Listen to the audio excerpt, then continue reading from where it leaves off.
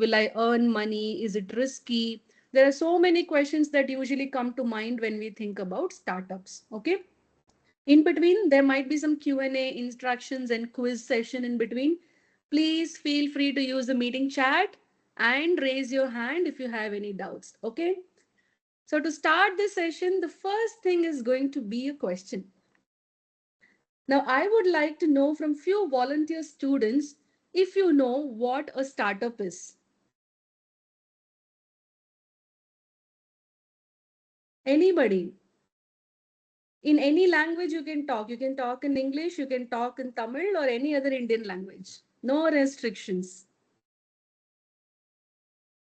What is a startup? Anybody? It need not be a right answer. You can just tell what you know.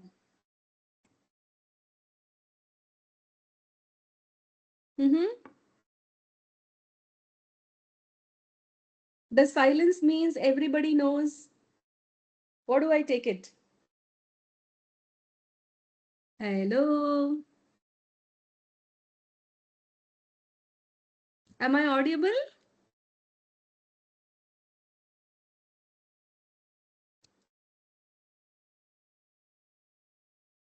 Hello.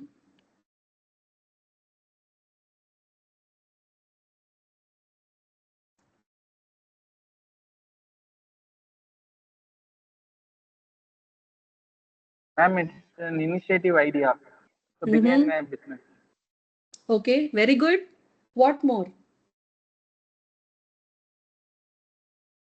வேற என்னெல்லாம் இருக்கு ஸ்டார்ட்அப்னா? Idea இருக்கு. புது idea இருந்தா மட்டும் தான் ஸ்டார்ட்அப்பா? இன்வெஸ்ட்மென்ட் வேணும் மேம். அதுக்கான இன்வெஸ்ட்மென்ட் வேணும். Very good. இன்வெஸ்ட்மென்ட் வேணும். வேற என்ன வேணும்? Okay, let's see வேற என்ன வேணும். We'll learn today. Okay. Now next question. Kirana ஷாப்னா என்னன்னு தெரியுமா? மளிகை கடை. இப்ப நான் போய் ஒரு மளிகை கடை ஓபன் பண்ண அது ஸ்டார்ட்அப்னு சொல்ல முடியுமா? சொல்லலாமா? Any opinion? Students, staffs, anybody? எங்க ஊர்ல ஒரு மளிகை கடை இருக்கு. நான் அதுக்கு எதிரில இல்ல வேற ஸ்ட்ரீட்ல போய் இன்னொரு மளிகை கடை ஓபன் பண்றேன். Can I say, oh, I am a startup மளிகை கடை? Huh? Come on, guys. Yes, no. சொல்லலாம் மேம். சொல்லலாமா? Okay. Can we do a quick poll? How many people, like, whoever thinks startup மளிகை கடை is right, just send a thumbs up reaction. மீட்டிங்ல reaction இருக்குல்ல, ஒரு thumbs up கொடுங்க பாப்போம். Or how many ever think it is not, give a thumbs down. Let's see the trend. Up or down. இது வரைக்கும் 2 thumbs up வந்திருக்கு.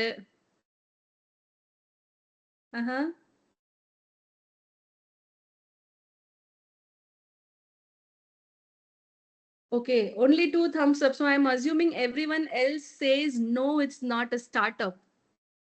All right, let's see why it is not a startup. Okay, the answer is no, it's not a startup. Now let's see why it is a startup. Okay. First of all, before we get into what is a startup, is the Kirana shop a really startup? Let us see what is startup, what is business, and what is entrepreneurship. Moonume onnudana, right? So the answer is, as you say, startup is a new idea. A startup is a phase of a business where you are evaluating an idea, or you're innovating something, or you're solving a problem and just experimenting. There is no guarantee whether the business will run, whether you will be successful, or what happens in startup. Is startup a company or just a group of people? Startup can be a company. Startup can be a group of people. Startup can be one person also. But what is a business? A business is something which has a predictable income, measures, operates, and creates a predictable outcome, and only thrives to scale and earn profits. That is called a business. Entrepreneurship na enna? Entrepreneurship is basically a person who's trying to create something, create a business of his own, or create a solution on his own and tries to run it on its own. Whether there is profit or not is the business, but doing this, that something on own, is entrepreneurship. Now where does startup, business and entrepreneurship meet? நம்ம ஏன் இந்த மூணு டேர்மையுமே வந்து கலந்து பேசுறோம்? இந்த மூணுமே தனித்தனியா வச்சிருக்கலாமா, இல்ல மூணுமே ஒண்ணுதானான்னு சொல்றதுக்கு இருக்கு இல்லையா? So most important thing is, as an individual, you have a problem set in the mind, you have a solution in the mind, you start up. You try to build on it via yourself or by forming a small team, right? And eventually you work towards setting up a large business which becomes profitable. Now, at this stage, when do you become an entrepreneur? Like, if I am a student, okay, let's say I'm an IoT student in Paavai itself, right? I may have an idea. Sorry, like, let's innovate something or a product. Am I entrepreneur like on day one? No, the answer is no. Am I a startup on day one? No, the answer is no. Because what it takes is, from idea to go to market is a startup journey. Once you go to market, you sustain, you build a company, you build a team, you run the operations, is your entrepreneurial journey. And eventually you land into a large scale business which is profitable and solving problem in large scale. That is the journey from an idea to a large business, where startup and entrepreneurship are like elements or stages of your journey in this large business. இது இல்லாம there are certain other nuances, right? ஸ்டார்ட்அப்க்கும் ஒரு entrepreneurial firmக்கும் வந்து நிறைய differences இருக்கும். For example, startupல you may or may not have money, you may or may not have skill set, you may or may not have the infrastructure to build. எல்லாமே வந்து எக்ஸ்டர்னல்ல இருந்து வாங்கி பண்ற மாதிரி இருக்கலாம். Or some people might be lucky, அவங்க கிட்ட வந்து ஃபண்டிங் இருக்கலாம், எல்லாமே இருக்கலாம், they are just lucky. Now that's something we can't control. But when you establish a small, medium or large business, these factors heavily change. You would have already built your company, you would have validated your thought, you would have set up a team, you would have set up all your operations and infrastructure. So that's the level, or that's the difference between the scale of these two stages of a company, startup versus large business. Now most important thing is, startups is more risk taking environment, large business are less risk taking environment. Okay, large business only just ஒரு business. For example, இப்போ நான் ஒரு kirana shop example சொன்னேன் இல்லையா, மளிகை கடை has a lesser impact. நீங்க ரெண்டு மளிகை கடை பக்கத்து பக்கத்துல வச்சாலுமே there is always the chance of 50-50 that the business will split into 50-50 between the shops. Then you find innovative ways to retain your customers, but largely the risk is very much like, how you display and how can you be creative in attracting customer. But it is never too risky, because that maliki kada is also like non-perishable goods most likely, right? So in that sense, if you were to do a startup, yes, the risk involved is big, the reward involved is also big. Now this is a theoretical part of what is startup, entrepreneurship and business, so that we understand what is what, right? Next important topic we will delve into, so you can understand this concept even more better. So we'll delve into startup. ஸ்டார்ட்அப்ல first நம்ம என்ன சொல்லணும்னா, innovation இருக்கணும், idea இருக்கணும், right? So there are three new categories here, right? Innovationனா வந்து it should be like a defense research or ஒரு biological research இருந்தா மட்டும் தான் நம்ம ஸ்டார்ட் அப் அப்படின்னு சொல்ல முடியாது, சொல்ல தேவையில்லை. In fact, okay, what is more important is, are you solving for a problem which nobody has solved? That is called something new. Okay, it can be an improvement or it could be a from scratch solution. Okay, or experiment, சரி இது பண்ணி தான் பார்ப்போமே என்னதான் நடக்குது அப்படின்னு சொல்லிட்டு சொல்றது வந்து ஒரு கேட்டகரி இருக்கு. டிஸ்ரப்ஷன்னா என்ன, ஆல்ரெடி எல்லாமே ஸ்மூத்தா போயிட்டு இருக்கு, but someone suddenly builds out of the box something and the entire way of thinking gets changed. Now let's see some example for each of this, right? Let's talk about something new. Something new, does anyone have an example or shall I give an example? Can someone talk about something new? Okay, let me give an example. உங்களுக்கு தெரிஞ்சதுலயே பாப்போம். எத்தனை பேர் Swiggy use பண்ணிருக்கீங்க இது வரைக்கும்? Give me thumbs up. Swiggy use பண்ணிருக்கீங்களா? Instagram use பண்ணிருக்கீங்களா? Facebook? No? Okay, only one person has used? எல்லாம் அவ்வளவு நல்ல பசங்களா? இன்ஸ்டாகிராம்ல யாரும் இல்லையா? டிக்டாக்?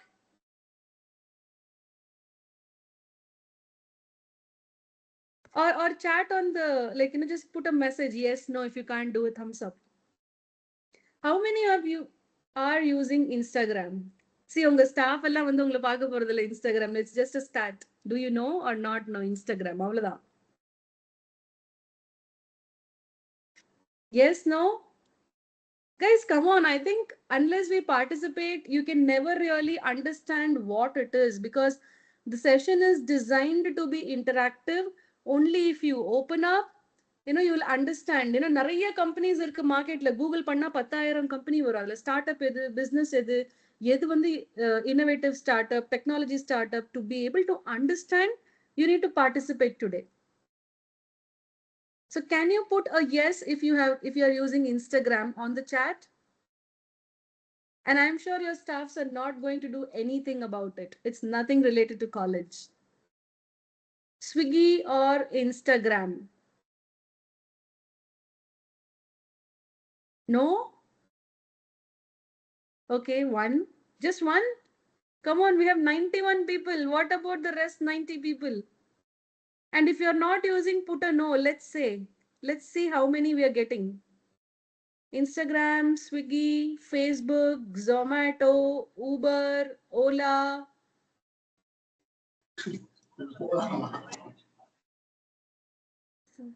நாமக்கல்ல ஓகே, நாமக்கல்ல ஸ்விக்கி இருக்கா இல்லையா? ஃபர்ஸ்ட் ஆஃப் ஆல், இன்ஸ்டாகிராம் இருக்குல்ல, ஸ்விக்கி விட்டுருங்க.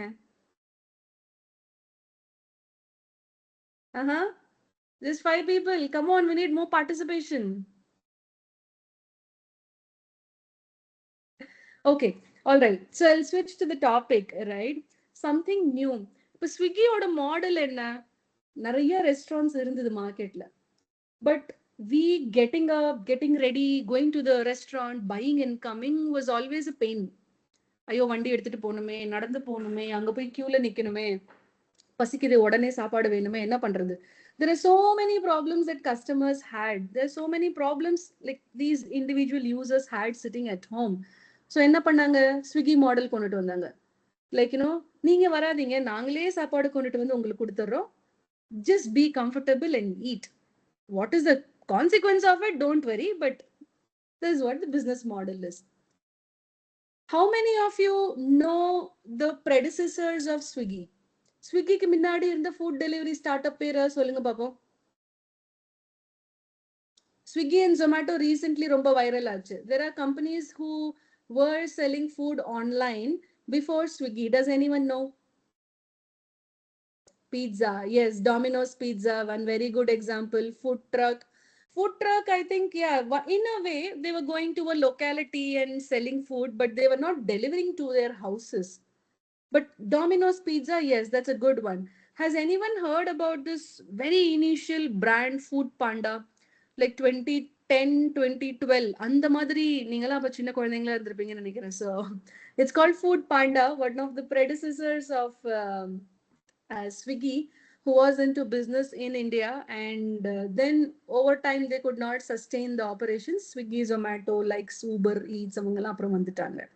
Okay, now when I say something new, there was a problem. These guys just figured out a way of solving the problem using technology. Imagine if technology was not there, Swiggy and Zomato wouldn't have survived. You can't run a food delivery business on WhatsApp or Excel sheet. It has to be a technology based one. So that is something new, right? Now, next thing is, let's say, something experimental. One very good example of experimental startup, let's say, at least for Indian market, would be an electric car or a automated car. இப்போ வந்து SpaceX and many other companies, including Tata Motors, is making all this automatic, auto-driven cars so that you don't need a driver. இது வந்து US இல்ல Europe அந்த மாதிரி கண்ட்ரீஸ்ல ரொம்ப நல்லாவே work ஆகும் because their civil infrastructure is very good. But think of India. இந்தியால ஒரு டிரைவர் இல்லாத ஒரு காரை கொண்டுட்டு வந்து விட்டா how would it run? Are the Google Maps for Indian streets accurate? Are the infrastructure or the road conditions good enough in India? We all know actually the answer is no. But does it stop anybody from doing it? No. Someone is going to bring this vehicle into India and someone is going to experiment how to improve this vehicle for Indian infrastructure. Now that would be called as an experiment. Okay. Or let's say disrupt. Okay, டிஸ்ரப்ட்னா என்ன? Already ஒரு விதமா வந்து solve பண்ணிருக்கோம், but அதை விட்டுட்டு நம்ம வேற புது விதமா சால்வ் பண்ண போறோம் அப்படின்றது தான் அர்த்தம், ரைட்? இப்போ டிஸ்ரப்ட்ல வந்து என்ன சொல்லலாம்? Example, any example, anybody? Traditional டெலிஃபோன்ஸ்க்கும் ஸ்மார்ட் போன்ஸ்க்கும் ஒரு வித்தியாசம் இருக்கு இல்லையா? Can we call it a disruption? Yes, no? Yes, no? either thumbs up or a response and answer. Traditional landline ஃபோனும் ஸ்மார்ட் ஃபோனும் ஒரே கேட்டகரியில வருமா, இல்ல டிஸ்ரப்ஷன் சொல்லலாமா? It is truly a disruption, right? The way you look at it, the way you operate, the way you transport or travel with it, it is truly disrupting. So in essence, if you are building a startup, what we need to remember is startup என்ற English வேர்டை வந்து நம்ம விட்டுறணும். இங்கிலீஷ்ல word மட்டும் நீங்க வச்சு literal meaning எடுத்தீங்கன்னா ஓகே, புதுசா ஏதாவது ஆரம்பிச்சா ஸ்டார்ட் அப் அப்படின்னு சொல்லலாம். ஆனா அந்த ஸ்டார்ட் அப்போட ட்ரூ மீனிங் என்னன்னா, it has to have something in the line of innovation. இப்ப வந்து ஸ்விக்கி இருக்கு, ஜொமேட்டோ இருக்கு, ரெண்டுமே ஸ்டார்ட் அப்னு சொல்றோம். ஓகே, இல்ல ஊபர் இருக்கு, ஓலா இருக்கு, ஃபேஸ்புக், இன்ஸ்டாகிராம் எல்லாமே வந்து பாத்தீங்கன்னா சிமிலர் டொமைன்ல. ஸ்விக்கியும் ஜொமேட்டோவும் ஃபுட் டெலிவரி பண்றாங்க, ஓலாவும் ஊபரும் கேப்ஸ் ரன் பண்றாங்க. அப்ப ரெண்டுமே ஏன் ஸ்டார்ட் அப்னு சொல்லணும்? ரெண்டுல யாராவது ஃபர்ஸ்ட் யார் வந்தாங்களோ அவங்களுக்கு தானே ஸ்டார்ட் அப்னு சொல்லணும். The point is, it is not necessary that you always have a unique idea to build a startup. It could also be that there is a solution running and you're trying to improve that solution. So Uber has its own way of improving solutions, Ola has its own way of improving solution. Doesn't tell that both of them are not startup or startup. Okay, so that is one important factor. Second, high levels of ownership. Now what it means is, when you are building a startup, you as an individual person, you could be a student or of any age, does not matter, you have to be highly motivated yourself. யாராவது வந்து என்ன encourage பண்ணனா, யாராவது வந்து எனக்கு support கொடுத்தாதான் நான் பண்ணுவேன் அப்படின்ற மோட்ல நம்ம இருந்தா ஸ்டார்ட் அப் நடக்காது.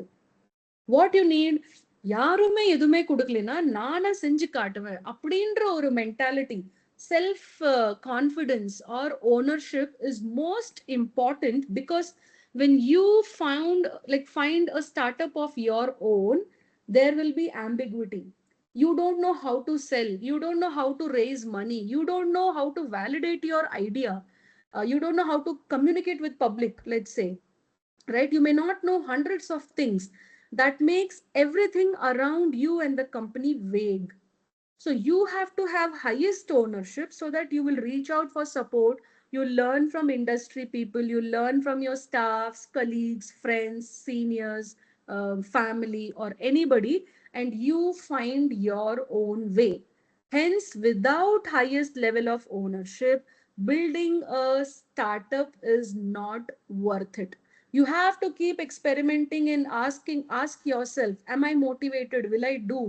தைரியம் இருக்கா அப்படின்னு நம்ம தான் நம்மளை கேட்டுக்கணும். That's a second important factor. Third important factor of a startup is scaling, right?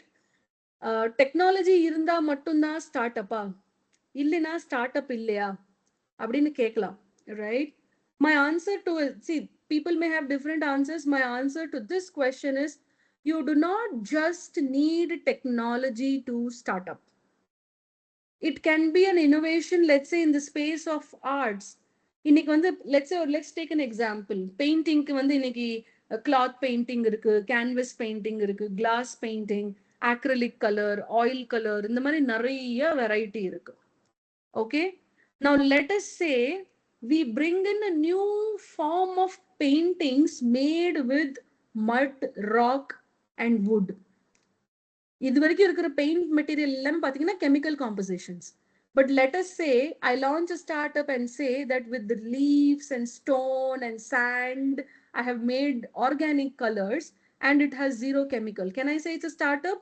Yes, of course I can say that it's a startup because it is disrupting the way chemically processed dyes are used for painting, affecting your skin. But does it need technology? In the space of arts, maybe there is no technology like, software or hardware, but there is definitely something called technique. அதனால இல்லாத விட important factor என்னன்னா, technology does not only mean hardware and software. It implies the underlying technique and methodologies that you are using, right? Number two, trial. If you employ a technology or a technique and some sort of operations, will it be successful? No, nobody knows. It may fail, but the key is fail fast. இப்போ நான் ஒரு product கொண்டுட்டு வரேன் மார்க்கெட்டுக்கு, அதை நான் வந்து சரி ஃபர்ஸ்ட் மந்த் ஒர்க் ஆகல, செகண்ட் மந்த் ஒர்க் ஆகல, I am not taking quick call and I'm like okay இன்னும் 2 வருஷம் பார்க்கலாம், 3 வருஷம் பார்க்கலாம்னு I am keep on waiting on that product. Okay, now what it means is, the more and more I wait for it to fail, the chances are that it will fade away. So what we need to do in a startup mode is, we have to ensure if the product will fail, it will fail within 1 or 2 months itself, so that you can iterate, you can improve, you can build, you can relaunch. But you can't, let's say for example, நீங்க வந்து ஒரு restaurant open பண்றீங்கன்னு வெச்சுக்கோங்க, okay, and you open a restaurant in a street where only elderly people are there, mostly residential, retire ஆன அவங்க தான் வந்து அங்க இருக்காங்க, அந்த மாதிரி ஒரு லொகேஷன்ல போய் நீங்க வந்து ஒரு பீட்சா கடை ஓபன் பண்றீங்கன்னு வெச்சுக்கோங்க. You will know within 1 week whether it will work or not. Okay, இவங்க எல்லாம் வயசானவங்க, யாரும் பீட்சா வாங்கி சாப்பிட மாட்டாங்க, சரி நம்மளும் டெய்லி பீட்சாவே வித்து பார்ப்போம்னு நீங்க ஒரு வருஷம் உட்காந்துட்டு இருந்தா யாருக்கு லாஸ்? நமக்கு தான். But instead what you could do, oh, these are elderly people, should I change my dish or should I innovate with my dish? Now that's when all this dosa pizza, roti pizza, all of these things started coming in the market, right? That's the kind of experimenting and fail fast examples we need to make in a startup ecosystem. Third thing, when you want to scale, market fit. Whether whatever you are building, is there anyone to take that? Is there any person who wants to buy your solution? அது ஃப்ரீயா இருக்கலாம், காஸ்ட்டுக்கா இருக்கலாம், that doesn't matter. But is there anyone to buy, right? Next important thing is operations. Let us say you build a product and suddenly there are like 2 lakh people who want to buy your product. Are you as an individual or as a team capable of servicing those 2 lakh customers? These are the aspects that you will think and start solving when you want to scale your startup after your innovation or your idea is proven or a prototype is built out. Okay, these are some of the very important factors that we need to know. Treat this as an introduction of all of these terminologies, so that when we talk next about startup in future sessions, you will be able to relate more of technical terminologies. இதெல்லாம் வந்து technical கிடையாது, இதெல்லாம் வந்து general terminologies. Okay, next important thing, like one of you told that we need money, right? Yes, of course we need money. There are few ways you can get money for running your startup. One, okay, என்னோட ஸ்டார்ட்அப்க்கு வந்து நிறைய investment தேவையில்லை, it will be done with few $1000, என்கிட்ட அந்த காசு இருக்கு, நானே போட்டுறேன் அப்படின்னு சொல்லி நான் அதை முடிவு பண்ணா, it will be called capital funding. done by the founder, owner of the startup who started the company. Okay. Next, seed funding. Seed funding is a round where you don't ask money from public. You ask money from experts or specialists in the industries, friends, family, or anybody in the market who usually supports these small ventures for some percentage share of the company. இவங்க வந்து angel இன்வெஸ்டர்ஸ்னு சொல்லுவாங்க mostly. Seat ஃபண்டிங்ல வந்து அவங்க angel இன்வெஸ்டர்ஸ்னு சொல்லுவாங்க. Post your seat funding எதுக்காக use பண்ணணும், capital funding எதுக்காக use பண்ணணும்னா, only in these two stage you will be building your basic prototype. Some people build the basic prototype and then still buy this money so that they can fine tune the product for market launch. Okay, so that all this marketing and other things can also be covered. But until seed funding, usually a startup is just focusing on building a prototype of the idea or making a product version ready that can be sent into the market. Now then comes venture funding. Okay, venture funding na venture funding na, it's a big level of funding which comes from different companies. Like there are venture capital firms where they pool in money from different angels or different venture capitals. Okay, they introduce those companies through a networking platform, and the venture capital companies or partnership companies will invest in your own company again for some percentage of equity share. Okay, equity share na enna? Okay, I will give you 50 lakhs for 2% share of your company. Right now, initially, whatever equity share is sold in return of money taken from the market, the equity won't have much value. நீங்க வந்து initial evaluation சொல்லுவாங்க. Okay, after 5 years your company may be worth XYZ. அந்த மாதிரி ஒரு promise base பண்ணி people will invest in your company, people or other companies. The other way of bringing money from external funding is crowdfunding. Now crowdfunding is not something everyone should go for. I have put this in because this is also one of the model for NGOs. இப்போ வந்து நீங்க Akshay Patra, Asha foundation, இந்த மாதிரி நிறைய foundations இருக்கு India and globally, right? அவங்க என்ன பண்ணுவாங்கன்னா child care, education, health sector, geographical changes, நிறைய இந்த மாதிரி காசஸ்க்கு they work. And what do they do? அவங்க வந்து ஒரு டொனேஷன் பாக்ஸ் வச்சிருப்பாங்க. முன்னெல்லாம் என்ன, நம்ம எங்கேயாவது கடையில போனா இல்ல ஏதாவது கோயில்ல போனா அந்த இந்த என்ஜிஓஸோட டொனேஷன் பாக்ஸ் வைப்பாங்க. இப்ப என்ன பண்ணிட்டாங்க, அதையே மாத்திட்டாங்க. See, now that is something new as an idea, right? So someone who created a crowdfunding platform is actually created a startup out of it. So அவங்க என்ன பண்ணாங்க, there's a website or there is basically a SDK ad box that they give, which you can integrate in different websites or send as ads, where people can log in and give any fraction of amount. 10 ரூபாவும் கொடுக்கலாம். 10 கோடி மக்கள் கிட்ட இருந்து 10 ரூபாய் வந்தாலுமே அது crowd funding தான். 4 பேர்கிட்ட இருந்து 10 லட்சம் வந்தாலுமே அது கிரவுட் ஃபண்டிங் தான். Because you don't know who that crowd is. It's basically public people who are putting some contribution from their side to help build your startup. One of the classic examples I could give you, because you are technical folks, Wikipedia நீங்க எல்லாரும் use பண்ணிருப்பீங்கன்னு நினைக்கிறேன், right? So Wikipedia, last couple of years, they ran a donation because they wanted funding to survive. If you had noticed, இன்னும் இருக்கான்னு தெரியல, but they had created this space where you could donate something from your site to Wikipedia so that they would survive. So that's one typical example of crowdfunding. Can everybody do crowdfunding? No, it's dangerous because it will have its own legal complications. But something which is in the line of NGO or public service, free products for mass, those are the kind of startups who can live on crowdfunding because they don't have the capability to pay back something if they take as a loan or a venture capital or something, right? So they can rely on crowdfunding. The final resort and the largest resort which happens is basically going public. What it means to go public? Go and list your share. Now, do you remain a startup when you reach this stage? Most likely, no. Why? Let's take a step back.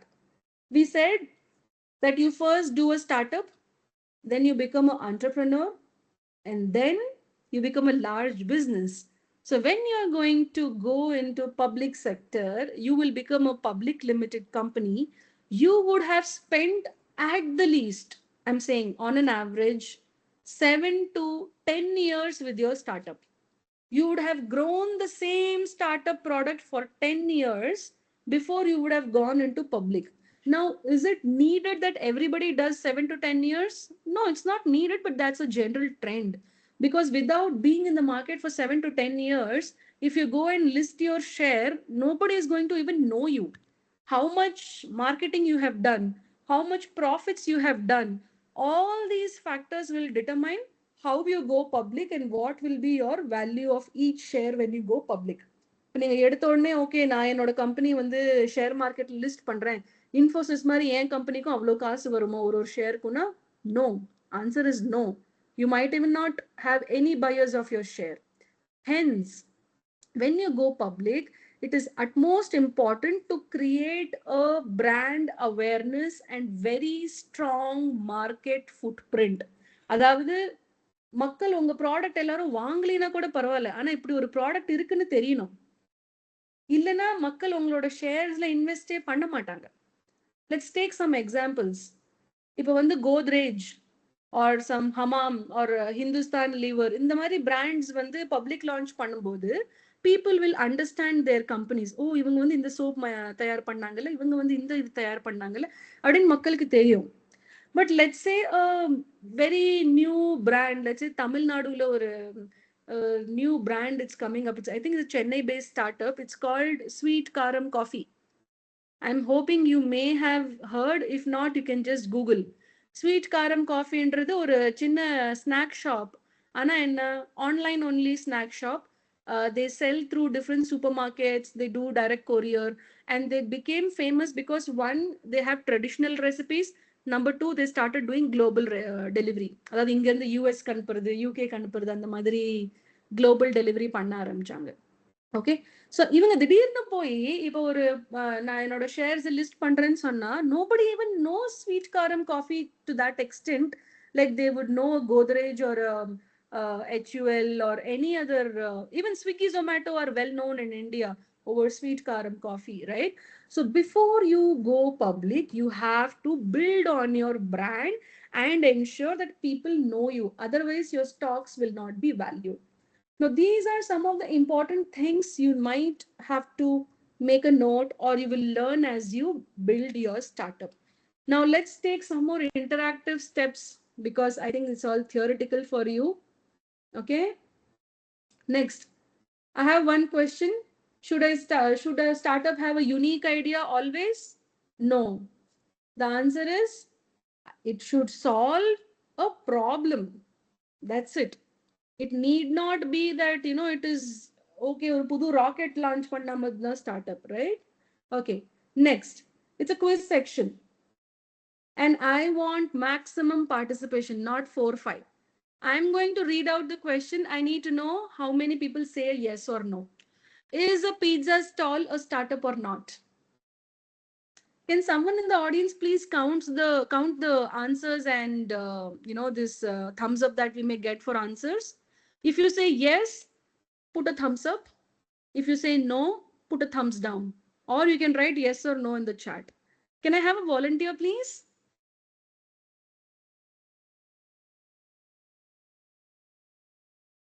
Any volunteer?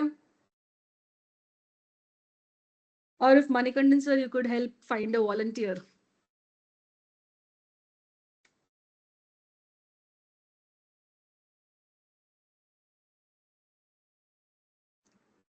Okay, let me take a name who will do the counting. I'm going to randomly pick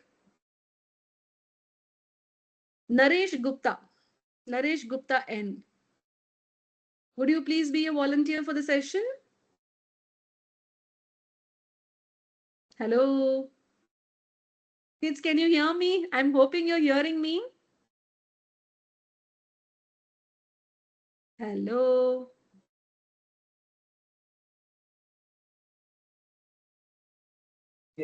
Yes, ma'am. Is it Naresh?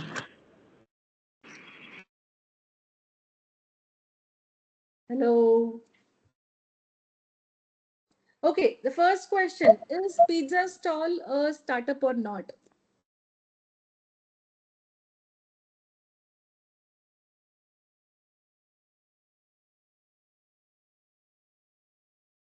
No answers? Okay, we will proceed if we only see answers. The ball is in your court. Okay, Naresh, you're going to do a counting, and for each question, you're going to tell us the answers. Okay.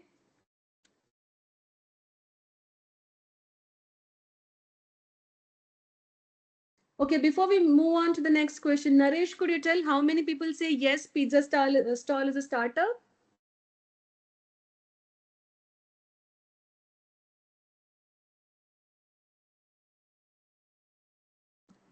Naresh, are you there?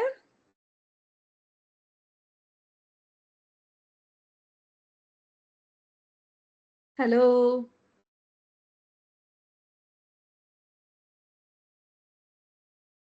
Or is there any other staff available who could, volunteer for this, please?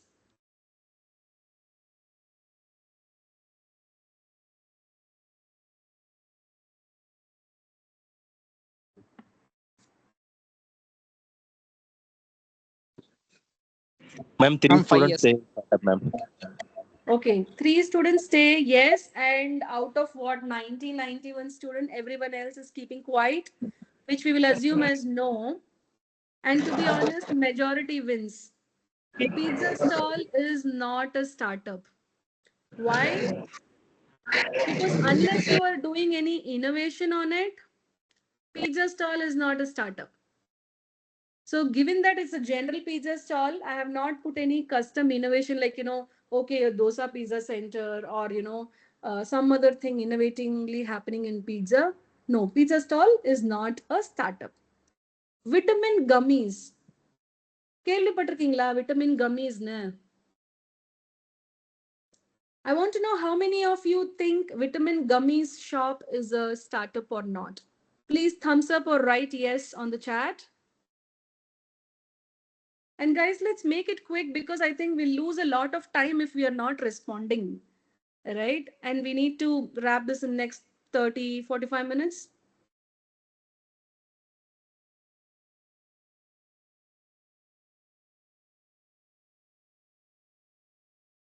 Or should we skip the quiz? Please say something. It's becoming hard for me to continue without any response. Okay, no, I'm seeing one down.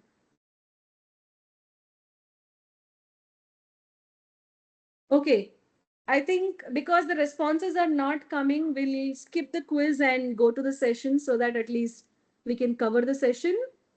All right. And in case you want me to continue the quiz, just let me know. Okay. So let's talk about some of the models, how you will run a startup. Let's say you found an idea, right? Now the idea could be in any field. It could be in your field, your passion, but you know that you want to solve for something and you have a solution in mind. How do you build it? You have to do a lot of categorization and evaluation before you can take it to somebody like a customer, right? The most important thing is figure out what is going to be an improvement. Now we just talked about innovation, improvement, and disruption, right? So you can see these diagrams. These were just put so that you could understand what it really means. Now let's take an example. We'll talk about one single industry instead of quiz, because there's not much participation. I don't want to do it as a quiz. I'm going to give this as an example of how the industry of medicine has evolved and where it is in a startup mode and where it is in a business mode and where it is in a disruption mode. Okay. Now let's say a century ago, 100 years ago, 150, 200 years ago, if anybody, let's not even take centuries, let's take like ages, because Ayurveda and all of these medicines have been in place for so long. Initially, when this Ayurvedic or any healing system was not developed, the only source of getting nutrients was food, right? And then people who do not have easy access of food, or people who do not understand which food to consume for what, because that's the most general thing, right? Humans don't know what to consume, when, what, how, until they are taught by someone, right? So what happened is this new system of healing originally, in different regions, different things came up. I'm only going to focus on Indian because we all understand that landscape. Let's say the Ayurvedic system was developed centuries ago, 100 centuries ago, maybe thousands of years ago, it was developed. What was done in Ayurveda? They did so much of research to understand the nutrition component of different food, different fruits, vegetables, everything, and they converted them into tonics, powders, oils, and whatnot. Now that was groundbreaking. That was innovation. It was as good as a content which could be patented, right? Now that's when, let's say if there was a concept of startup thousands of years ago, the Ayurvedic system would have been one of the first startups of the world itself, right? Now that we can say is truly an innovation. Okay, it's completely new. The solution of tonics, or the solution of identifying nutrients from a source itself, did not exist before that. Now that is a true startup of something which did not exist at all, but the problem was there, right? Now then slowly, let's say, come to early 18th 19th century, right? All this allopathy medicine picked up a lot, and they heavily relied on something called injection. Why? Because their research was, okay, there is a source from where you can absorb nutrition, there is a way you can consume that, it could be prescribed, but this is very slow and time taking. Like if you were to take a tonic for vitamin D, vitamin B12, or any other nutrient, it is going to take so much time because it has to go through your food pipe, it has to digest, and then the nutrient has to be released into your bloodstream. Now that is the problem which the allopathy medicine tried and solving, and they created injection. That is, the nutrients could be directly injected in your bloodstream so that the time taken for it to react becomes very short. Why it was important? For immediate medical care. Let's say someone's gone through an accident, you can't put them on a tonic and say, okay, this will help you build your nutrients. No, that's going to be a very slow healing process. So they innovated on top of what was there. So this way, this is an improvement. So if you see, there are three categories: innovation, improvement, disruption. If you see, tonic and powder was an innovation, injection was an improvement of it. Further, there were tablets and oil. It's like tablets that were created for different kind of vitamins. This was further an improvement, not truly an innovation. It was improvement because it is still going through your digestive tract, and but the biggest problem it is solving is painless way of taking it.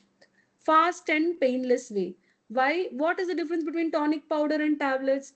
Tonic powder are in raw format, which means there is a lot of organic material and little bit of nutrient.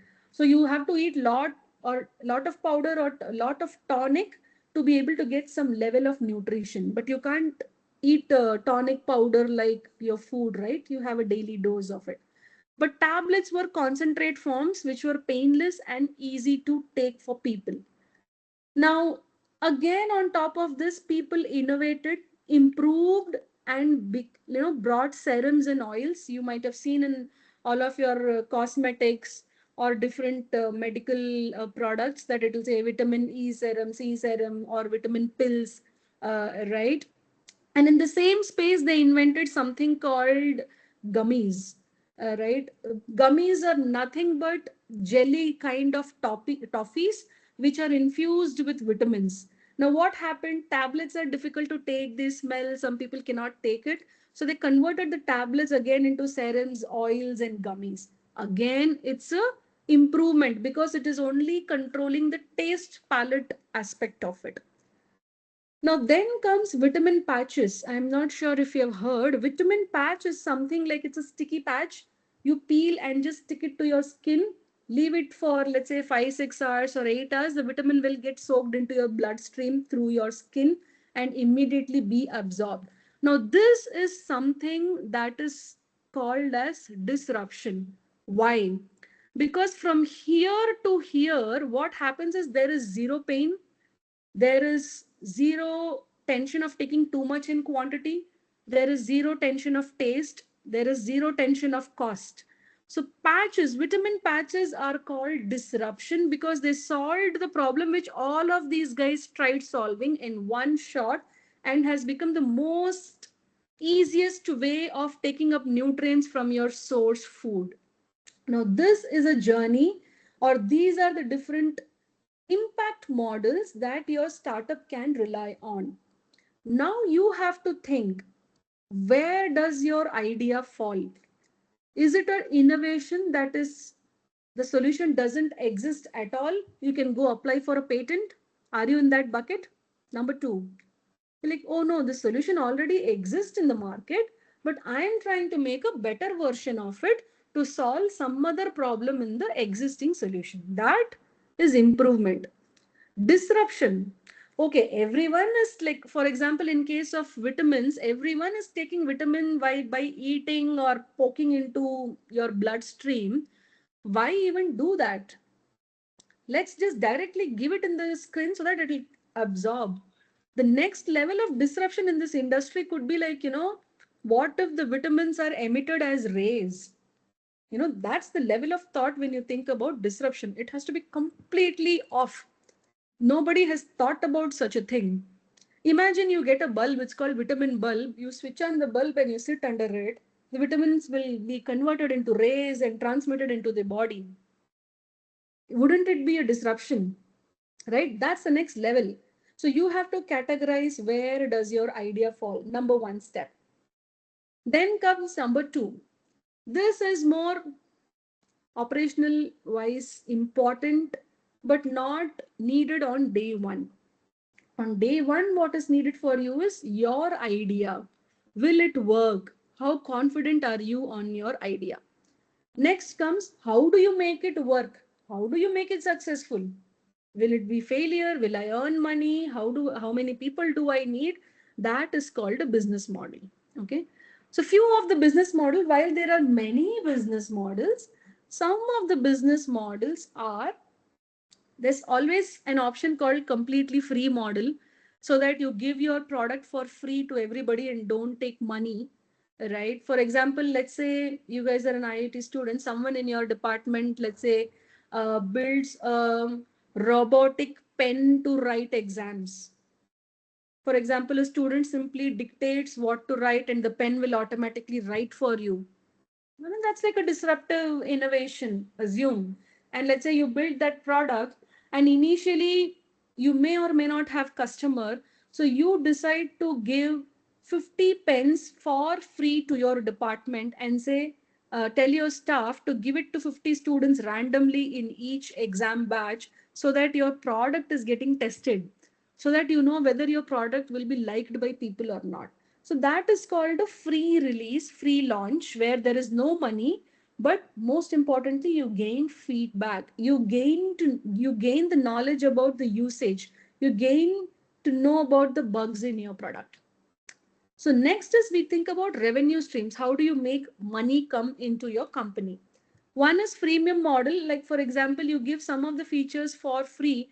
I don't know if you have used Canva. Canva is like a design product, or let's say Gmail, Google Meet, Microsoft Teams. All of these products have freemium model where for free you can use. Your best example would be, let's say, Zoom. If you're using Zoom meeting, you can always do any number of meetings for free, but only up to 40 minutes each meeting, which is annoying, right? Because you can't stop your meeting just because it's 40 minutes. So what you need to do, you need to subscribe, or you need to buy a one-time license so that you can go and use the feature. Now that's where you come to the subscription model. Subscription model means you pay for one-time use, or 1 day, 1 week, 1 month, 1 year, 10 year. You pay and then you use the feature or the complete product. Next, pay as you go. Pay as you go is a very what to say famous model, because all of you, let's say, use mobile phones, right? All your mobile carriers, Airtel, Vodafone, they are best examples of pay as you go. You only pay for how many calls you make. You only pay for how many SMS you send or how much data you use. Although now they have built out subscription model in postpaid, right, or even in postpaid is pay as you go, and prepaid is mostly subscription, like, yeah, you get free calls unlimited for certain month. But you all remember this pack, right? 100 SMS free in certain pack, 200 SMS free in certain pack. We used to have such things. They're best example of transactional. Let's say you're going and buying something, and you will always see this payment gateway. I'm only taking examples so you can relate. There's a lot of theoretical, operational, and legal things behind it. We cannot cover it in 1 hour. Okay. So transactional, that is, you're using somebody's platform. It could be anything, physical or digital. You're using somebody else's platform to run your business. For example, let's say you're selling a innovative medical product, some IoT product, which is also hardware, and you need a data, like you need a physical warehouse to store your product. And assume you're giving rent to a person, taking their house and keeping the stock of your product. That's as good as a charge, a service charge for using their godown. Similarly, let's say you go on any e-com website and you try to buy a product. What do? You make an online payment. When you do an online payment, it could be like Razor Pay, Amazon Pay, or any payment gateway. You will see there'll be some percentage fee that will be taken from you to be able to facilitate the money movement from you to the seller. Okay, so you always take a transactional thing. If you have assumed, like noticed, this is there even in your bank accounts. They will say annual maintenance charge for debit card, or only up to 5 withdrawal in non branch ATMs, you will have free withdrawals. Let's say you have an Axis Bank and you do 20 cash withdrawal per month. The first, and you use different bank ATMs, only the first 5 will be free. For all other withdrawal, there will be some transaction charge that the bank is going to rely. So that's a combination of freemium and transactional charge. What I'm trying to indicate here is you can have a multiple combination of these revenue streams coming to your product. It need not be just one. Like how Airtel, Vodafone, these carriers have pay as you go as well as subscription. You can do a mix match. There are a few more channels, for example, ad revenue. Your Facebook, Instagram, they are the best examples you can relate for advertisements, because from advertisement, any advertiser pays the source already, whether the sale happens it or not. It's a fixed revenue that comes to you. Okay. Next is commission. Commission best example soluna retail shops who sell on MRP.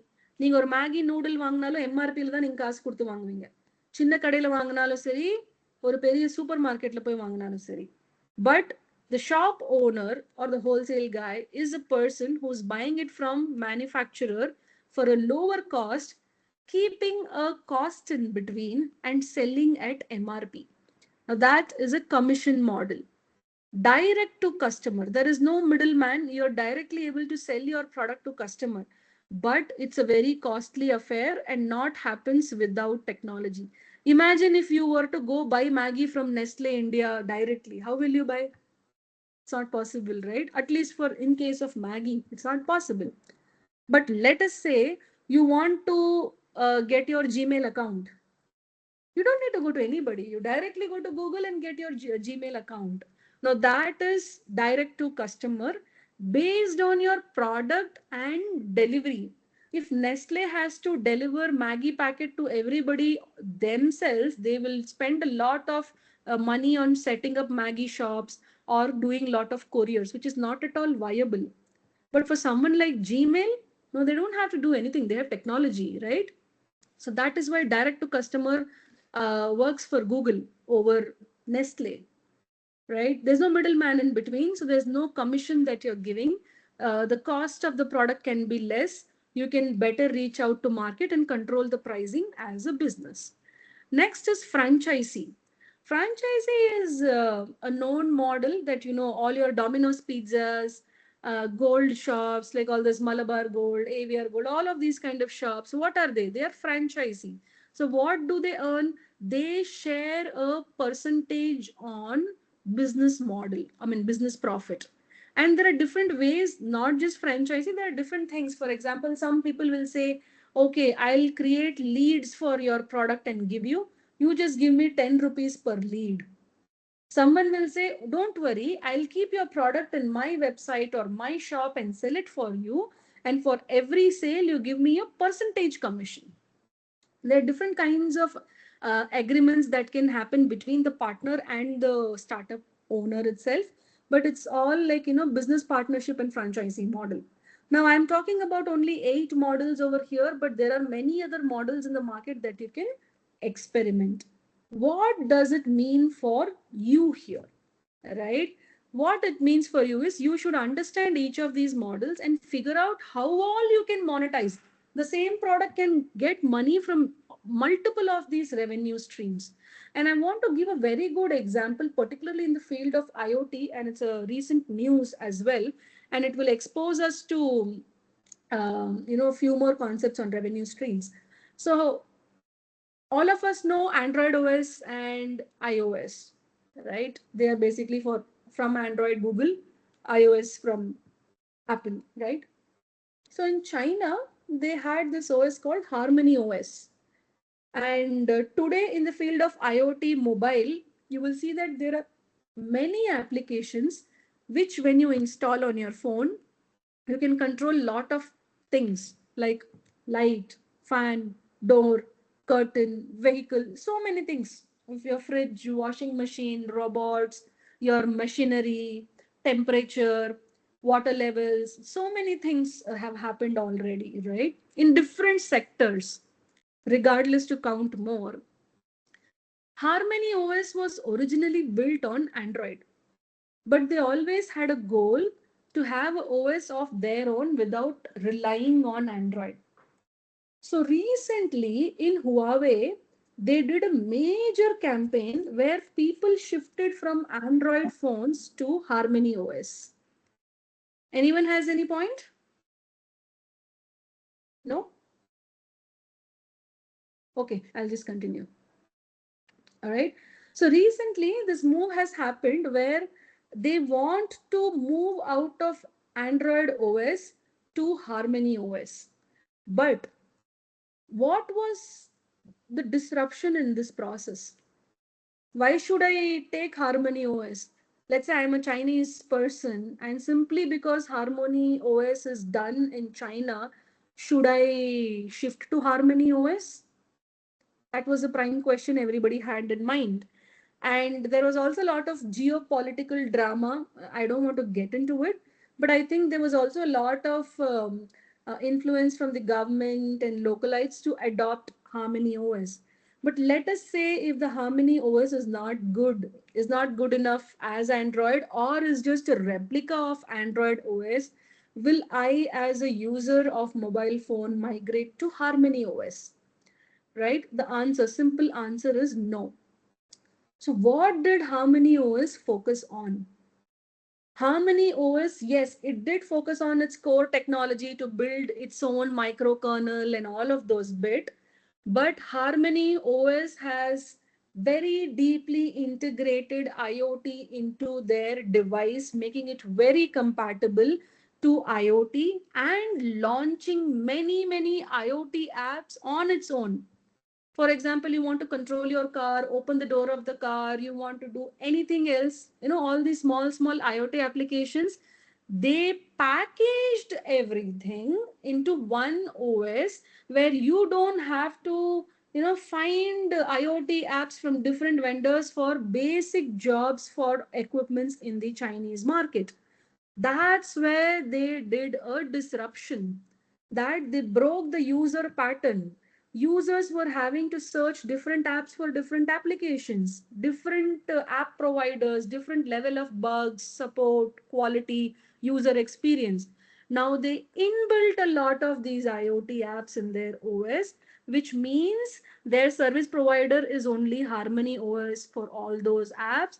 The app experience is also controlled by Harmony OS. Thereby, their end user experience is much, much more elevated and simpler. And you can just simply go Google on the internet or YouTube and see how people, it's a mass migration. That's the kind of impact and marketing they have done, that people are migrating from Android to Harmony OS. Now, in that, there are multiple revenue models, multiple operation models. For Excuse example, me, ma'am. Sorry for the insult. I yeah, think sorry. the letters are not clear, ma'am. I think in your signal frequency is very low, mean. Sorry, can you please repeat? My audio is not clear? Audio is correct, ma'am. Your display of presentations, No, the I'm letters are only not clear. talking. Yeah, yeah, letters are not clear. I can share again. Is it for everybody or only one person? Because Everybody, I'm ma'am. on everybody. Yeah, that's Yes, yes. surprising. Okay. Mm. Or maybe I should share it on full screen. One Okay, second. okay, okay. Yeah, yeah, 1 second. Sorry for the inconvenience. No, no, it's okay. Okay. I'm sharing again and I put it in the slideshow because I think the letter clarity will come then. Okay. So I've not Oh, moved the slide. I'm still just giving some example of revenue streams. okay, okay. And why I particularly took this Harmony OS example is, um, it is not, it is basically a direct to customer model. Okay. Any revenue that's coming from the user to the Harmony company, there's no middleman in between. But even in D2C model, one more model that they have integrated is through a public sector support. The Chinese government is supporting Harmony OS. Similarly, how let's say you build an idea in Tamil Nadu and let's say the Tamil Nadu government might promote your idea. That's the model that Harmony OS has adopted. And hence, this is how we should plan for our startup. How do we launch our product? How do we make money out of it? Okay, so stories apart, these are very important decisions that must be taken in the beginning of the startup itself, because if none of these revenue streams will suit us, then the question on how do we take our product to user and how do we make money will land us in trouble, because we won't be able to get funding. Right, assume you build a product and you don't know how to send it to the user. Will you put your own money into it? No, because the odds of not getting back the money is very high, right? So determining the revenue stream is very, very important before you start showcasing your product. So just after idea, you must think about revenue streams and how you're going to operate. Other than this, there are many other concepts around operational model, delivery model, infrastructure model. These are certain technical steps, and I'm reserving it for some other session where we could go through this. But these are the two high-level things. Impact model and business model must be nailed down before you start working on your startup. Now, again, I'm converting this quiz into a simple 5 minute session. I've just put so many names on this. I'm hoping that you will understand these names. Yes. And the activity is to figure out who's running on which model, right? So Netflix, I'm sure you all know what Netflix is. So Netflix, Hotstar, Amazon Prime, Geo Cinema, all of these kind of entertainment apps, they are running on subscription model. They also introduced a very minimal freemium model where, let's say, without a subscription, you might be able to watch first episode or 3 minutes of the episode for free. Now that's a freemium model. So these guys have implemented freemium plus subscription. Reliance Mall, it's a typical example of franchisee. Reliance Mall is there in very many states, particularly, not just states, even in all districts of Tamil Nadu, you'll find Reliance Mall or Reliance, what is a supermarket and all of these. So it's a very good example of franchisee and partnership model. Amazon seller. Amazon seller is a combination of transaction charges plus commission model. CCD, Cafe Coffee Day, you will find in all the highways throughout the country. It's a typical franchisee model. TNSTC, this is a public model where you don't invest your money on it. It's basically a product of Tamil Nadu government, and all the marketing and all the reach out is done by the government. So this is a model where the government runs and has the collection points for you. Not the TN, you can own TNSTC, but if you look at the example of the Harmony OS, which I just told about, it's a typical partnership with the government agencies for revenue streams, or it may be direct revenue or it be like boost in your revenue. Upwork, it's a very famous freelancing platform. It's a worldwide known platform. This runs on commission model. I took just one local example from Tamil Nadu, let's say Archie's Masala. Archie's Masala is not a D2, it is basically a combination of direct to customer because they have their own website. They have a lot of partnership with supermarkets, Kirana store, which is also a partnership, and they don't have franchisee, they only have partnership. So it's direct to customers and partnership model. Zomato, who is an aggregator, it's a transaction fee model. Mutual funds is a combination of commission, transaction fees. Placements, it's a very important or interesting topic for you all students. Although placement itself is not a startup, why I put this topic placement here is you can actually relate to certain business models in placements. There will be a college, like your own college, who's working for free to get you placed. That's a free model. The college is tying up with, let's say, some partnership companies, and for free they are able to get leads of recruitments through the partnership companies. That's another free partnership model. There's a paid model. The college might also tie up with some recruiting companies where they might have to pay some amount or some other kinds to get you placed. So this placement is a typical example of combining many ways of revenue streams. Free, freemium, like, the first few placements will be free and then there'll be like a commission on it. Transaction, commission charges, partnership, all of these exist in the placement sector. Canva, if you don't know, please Google Canva. Canva is a SaaS-based design tool. It's delivered over phone and mobile. This is going to be a subscription model or pay as you go model. iPhone, you all know it's free, right? iPhone is free. But then how do they make money? They make money through app subscription. Instagram is free for everyone. You get the mobile app and website for free. But how do they make money? Their major money is coming from ad marketing. So this is one of the important way.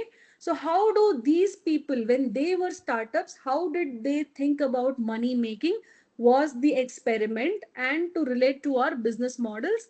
I hope you can relate to these brands because they're quite popular out there in the market. Okay.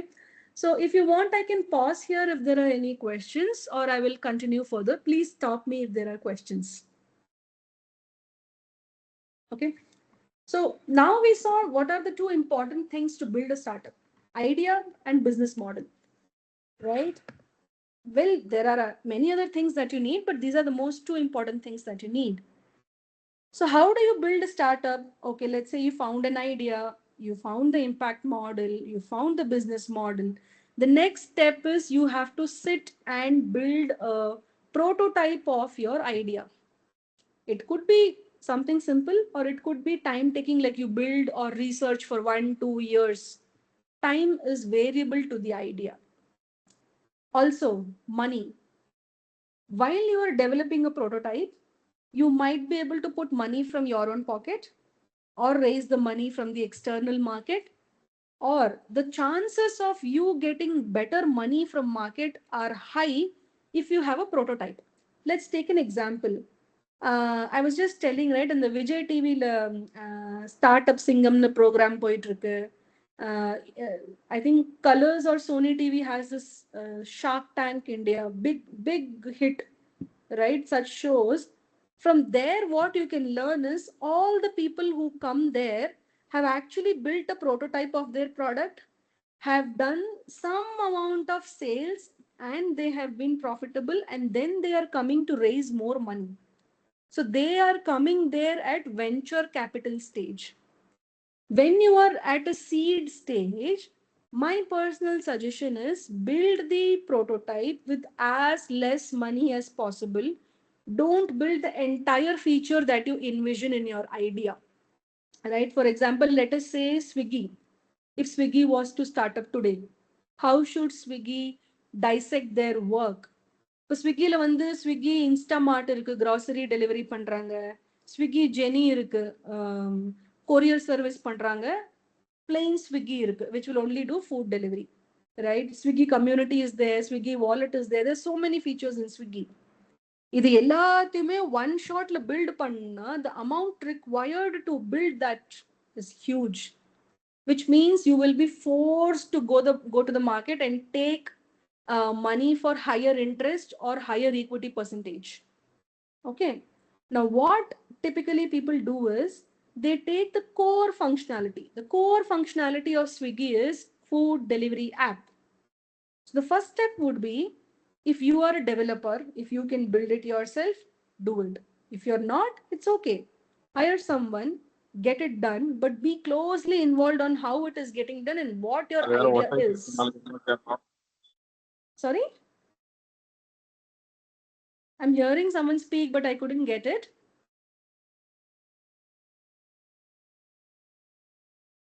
Hello. Okay, I'm assuming no questions. So you spend most of your energy building the core feature of your product, or you build the MVP just to highlight your idea and then launch the product in beta stage and experiment how people are receiving it. And then work on your legal setup. Now, what does legal setup mean?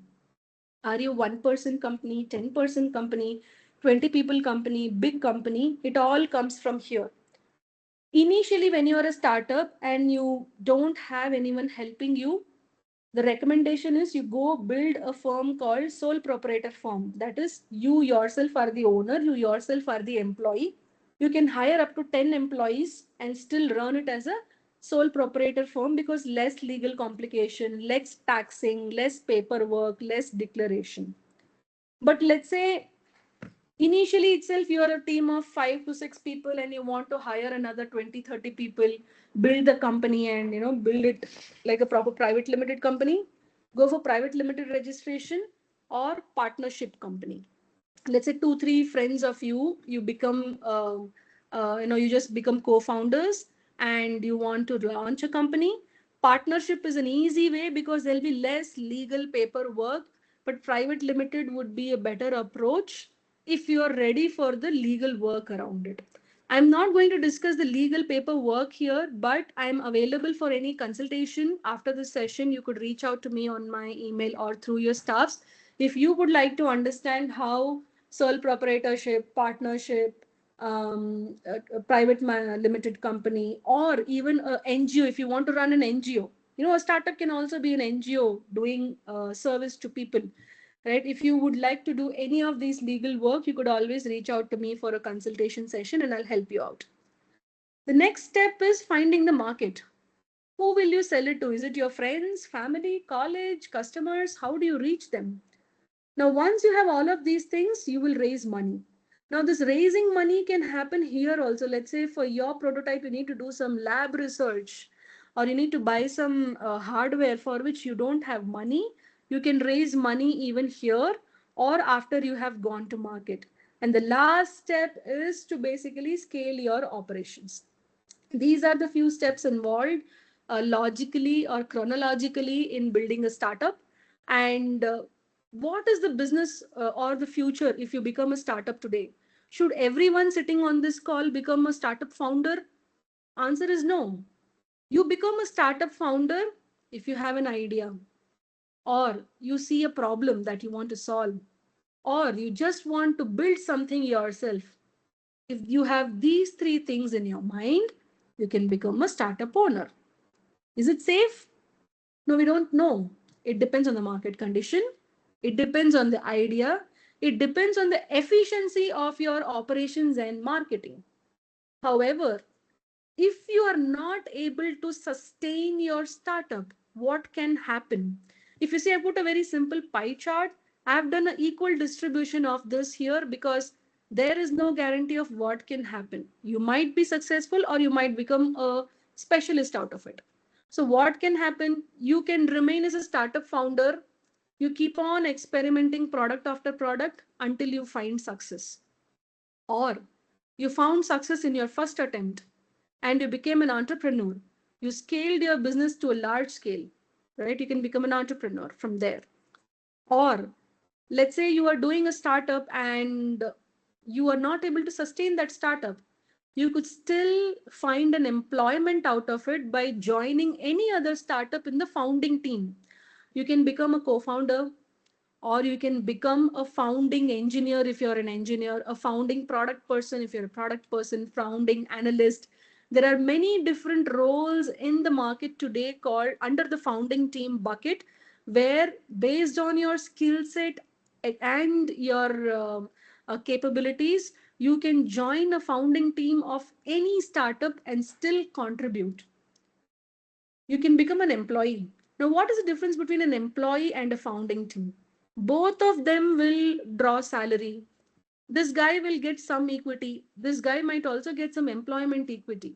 But the major difference between an employee or a founding team is that the kind of aggression, thought process, and commitment that a founding team member will bring in does not come from an employee. These are highly motivated employees which are working towards different function building of the company. You might go and lead a new product line immediately, or you might build a product line from scratch immediately as a founding team member. There is also another job title recently, it has come out, it's called entrepreneur in house, right? Let's say when startups scale to multiple products, they have different product lines. They bring different founders or entrepreneurs and say, why don't you build this product line for us? Right? So that's another way that's coming up. Or you could retain as a specialist and just do a freelancing work. So what I intend to say here is, whether or not you become successful, there are many ways that you can still be building your career or building your own business or support building somebody else's business if you start your entrepreneur journey today. So it is not that, if you become a startup founder and you could not sustain the startup, it doesn't mean you become a fresher again.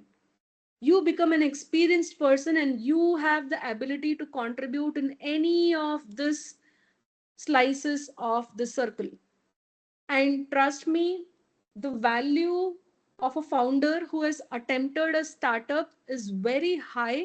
People really respect that because the challenges, risk, hard work, patience that goes in building a startup is really different from a regular employment. So that effort is always valued and respected in the industry. So from a future financial point of view, it is always safe. There is no risk in that. But while you are building your startup, yes, there will be a lot of risks, money, time, infrastructure, family pressure, many other important aspects where you will be getting a lot of pressure from. And that is what you have to withstand.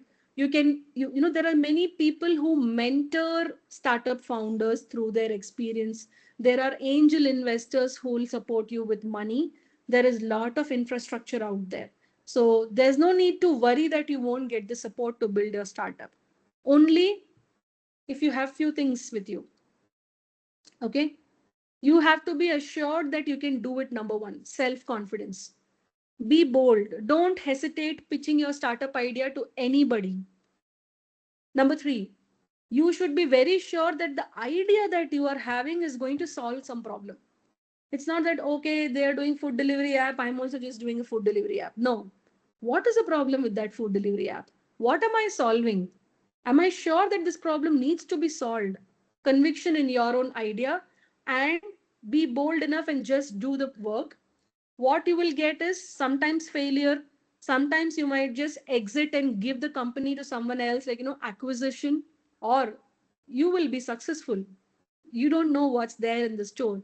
But the most important thing that will happen to you is you will be transformed into an individual who's very highly motivated and skilled to run and build businesses, and you will be able to contribute in any role in future as long as it's your own domain.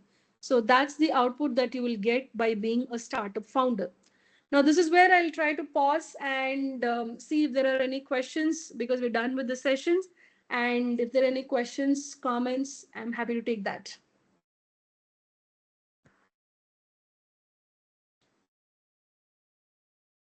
Anything?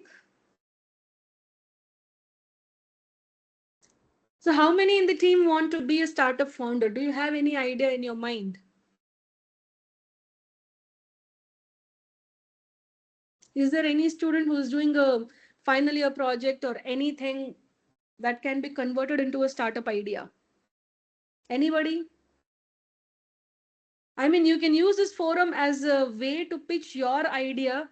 You might be surprised that someone from this group might just want to join you as a partner, or might just want to fund you for running your project. So let's say this is an open pitch session for a startup. Anybody interested?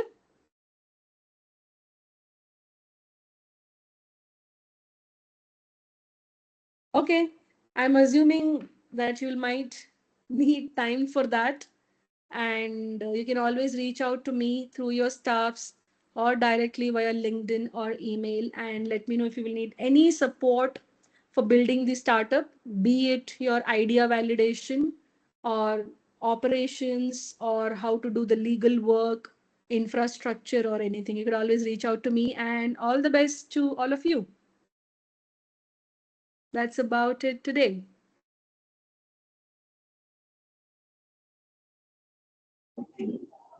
Ma'am, Once again, hello.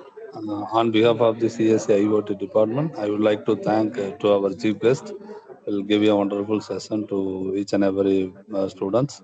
So I think almost I hope our students also getting a major idea from the entrepreneurship level. Ma'am, Uh, I have I think one Once someone again, has I a would like to question. thank to our principal sir and head of the department, Dr. M. Ramesh Kumar sir, and faculty members and students who are taking a responsibility to conduct this guest lecture. Thank you.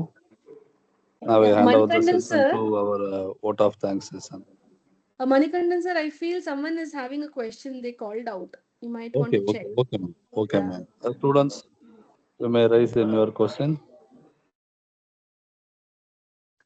Yes, sir. ma'am, which ma'am, hello. Yes.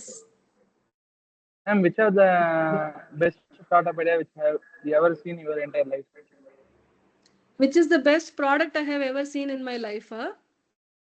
Startup idea or product which have you ever Startup idea, in your huh? career, entire career? Ah, yes, sir. Yes, ma'am. Yes, Uh, ma'am. okay. See, I think there are many, but there are a few things I particularly like as a startup. One is, let's say, the vitamin industry, because I took that example because I particularly like it. With this changing lifestyle, remembering to take vitamins and all of that has always been pain. And coming up with something like a patch where there are no chemicals, direct nutrients injected without any pain in the system, I feel that's a very good innovation.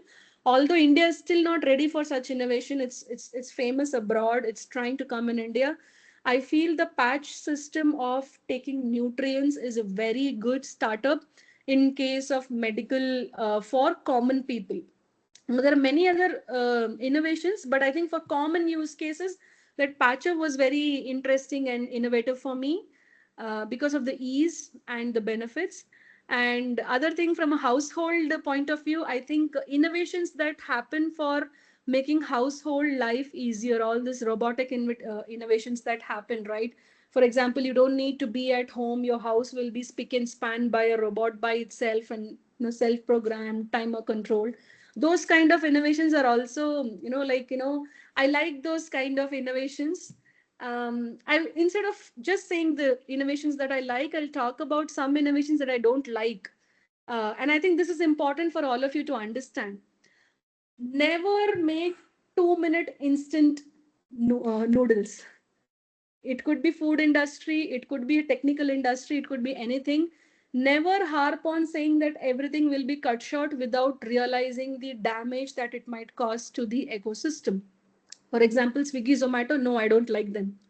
Why? Because they say, okay, we'll deliver in 10 minutes. What is the quality product that is getting delivered in 10 minutes? Nobody talks about it. So although the idea is innovative, it's like, oh, in 10 minutes you can get a biryani. Wow. So how old is that biryani if it is coming in 10 minutes, right? So harping on something which causes damage to human is something we all must be watchful to not include in our solution. Now, Swiggy or Zomato itself is not harmful, but their strategy of 10-minute delivery is very harmful. Right? So I don't prefer such kind of startups, but I prefer startups which are trying to ease our day-to-day life. That's as a individual, I like those kind of startups because it applies to me. But from a technology startup, I'm always a fan of AWS. I'll tell you how or why. If you guys know how AWS itself came as Amazon used to be a bookseller. Okay, and they started an online bookshop back, I think, in late 90s and early 2000.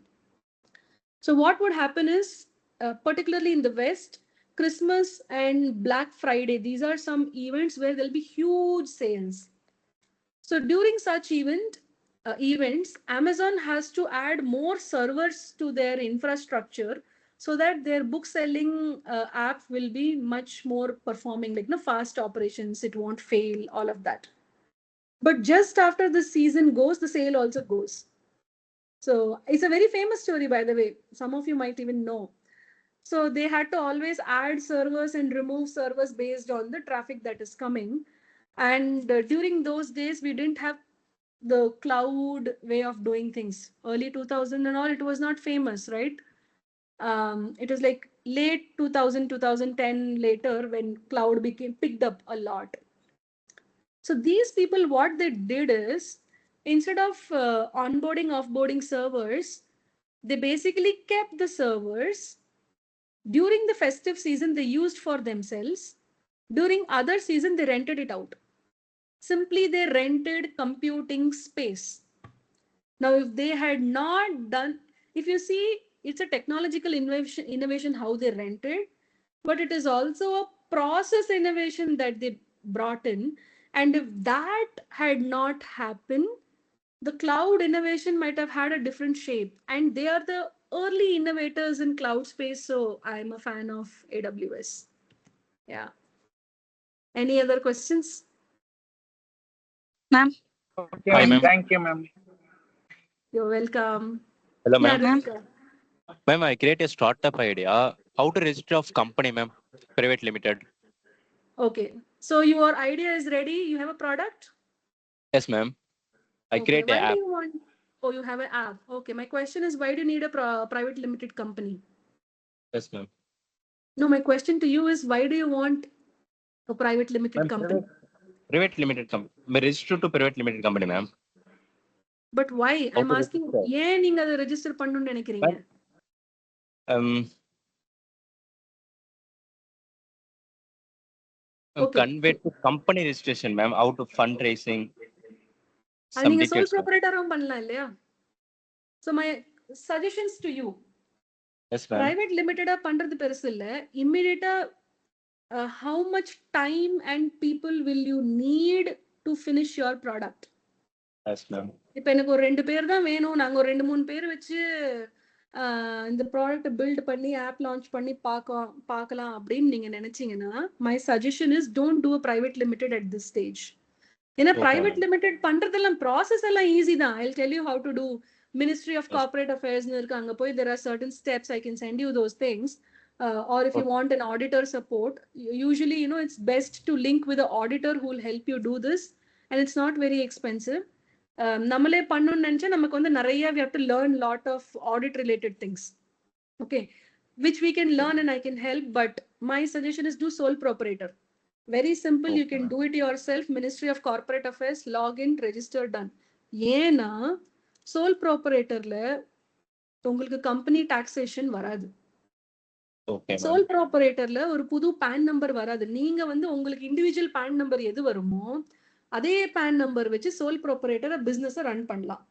You can easily hire up to 10 employees, 20 employees and still say you are a sole proprietor. Okay. Secondly, where do you want to take the money from? If you want to take the money from your friends, family or local bank, chit fund, sole proprietor is enough. But if you want to do a mass launch, okay, mass launch பண்ணனும், VC funding இல்ல angels கிட்ட இருந்து பெரிய amount, let's say I want 50 lakhs, 1 crore அந்த மாதிரி amount எனக்கு raise பண்ணா, then you go into private limited. Why? Because the advantage is you will have shares.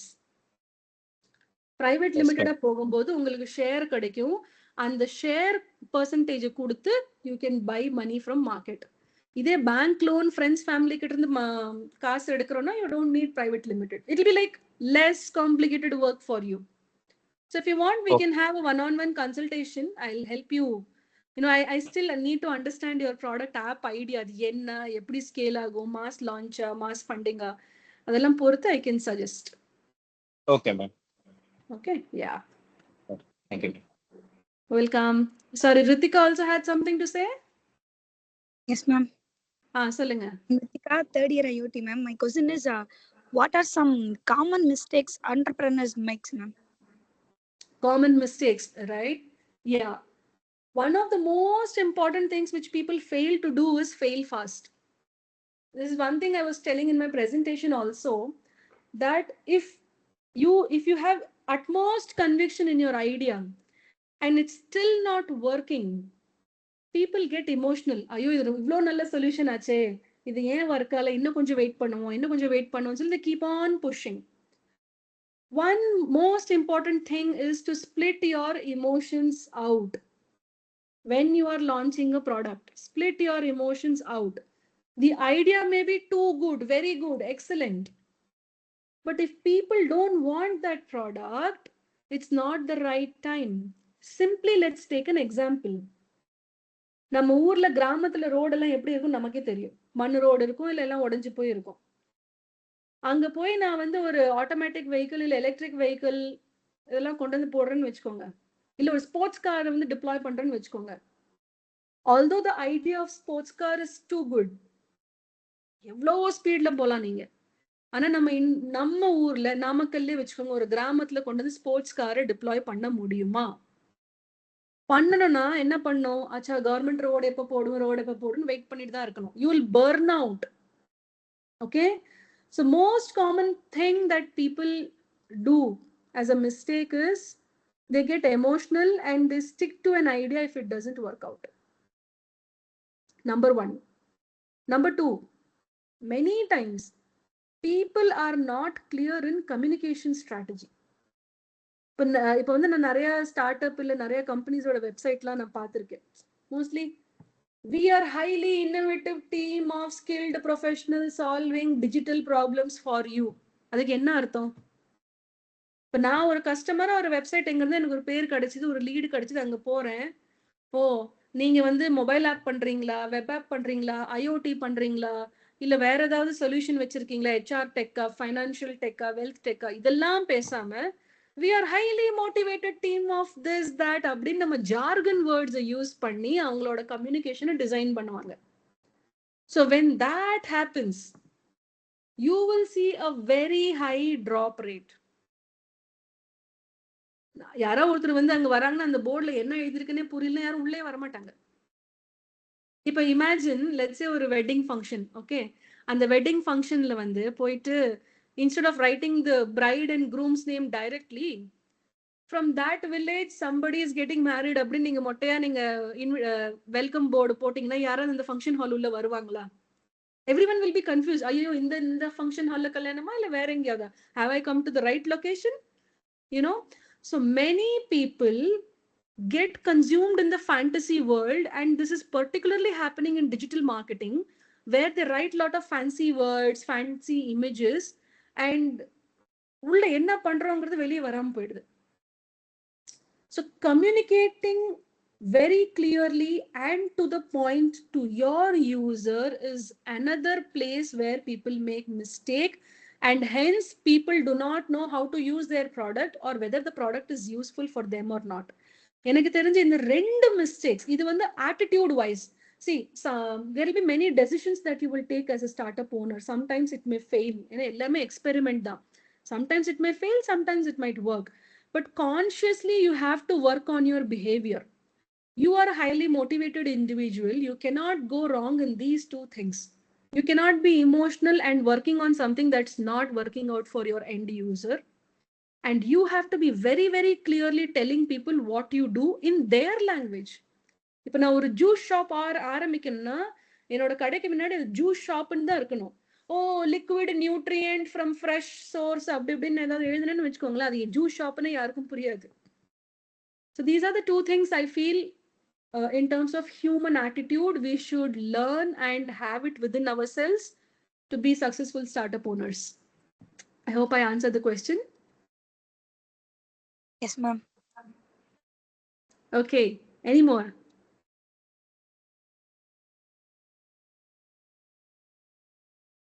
Okay, no problem.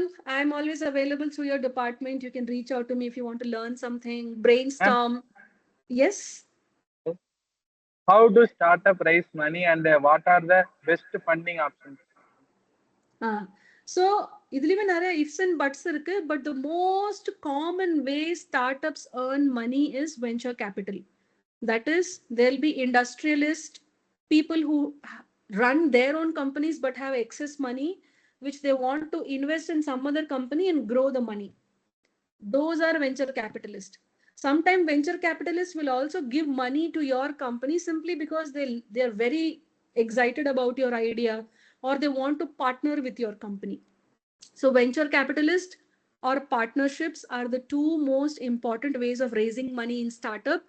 You do not go on debt instruments in startup. Debt instruments na enna?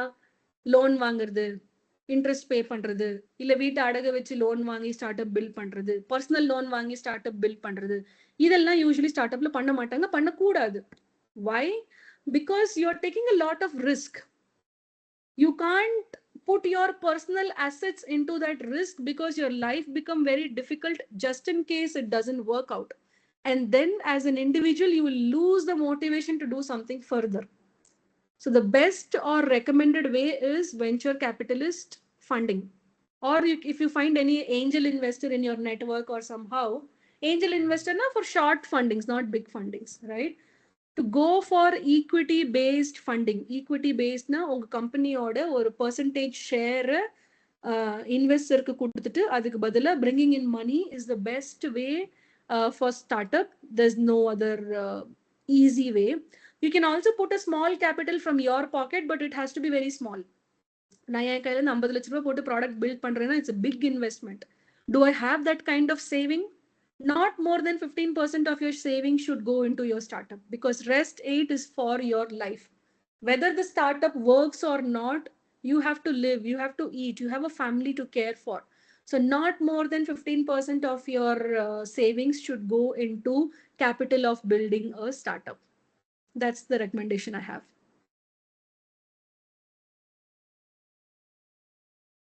Any more? And உங்களுக்கு நீங்க ஏதாவது startup build பண்றீங்கன்னா, please feel free to set up a consultation with me. Maybe an hour. We'll sit and go through what your product is, a tailor-made solution. Because whatever I'm telling, they are not fixed recipes.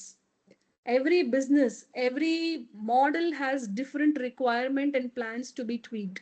So these are general guidelines. And if you want, we can do a one-on-one consultation. Free consultation, no money. Okay. So it'll just be a free session. If you want, just schedule through your department and I'll help you. Okay. Okay, I'm happy at least there are a few good questions coming at the end. And I hope you all enjoyed. So thank you so much for coming today, and maybe we'll do more events in the future. Manikandan sir, over to you.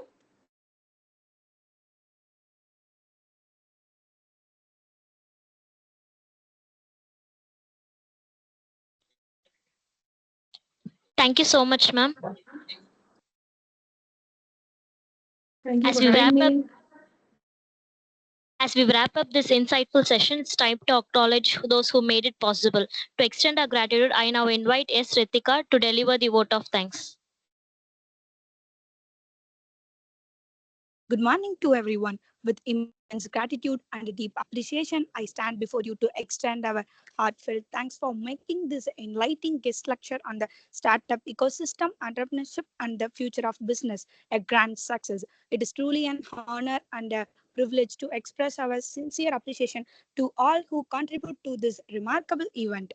First and foremost, a special note of gratitude to our esteemed resource speaker, Ms. Tamilarasi Krishnasamy, for sharing her invaluable insight and expertise.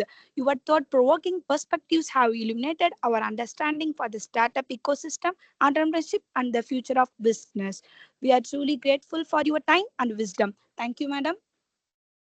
I extend our deepest gratitude to our guiding force and mentor, our most respected principal, sir, Dr. M. Prem Kumar. Your unwavering support and encouragement continue to inspire us to strive for excellence. Thank you, sir. Our heartfelt thanks go to our head of the department, dedicated faculty members, and my fellow students who have worked tirelessly behind the scenes to organize and support this event. Your dedication and teamwork have been instrumental in this making session as a success. Thank you all. Thank you, Ritika, for the heartfelt gratitude. With that, we officially conclude today's session. Wishing all great ahead.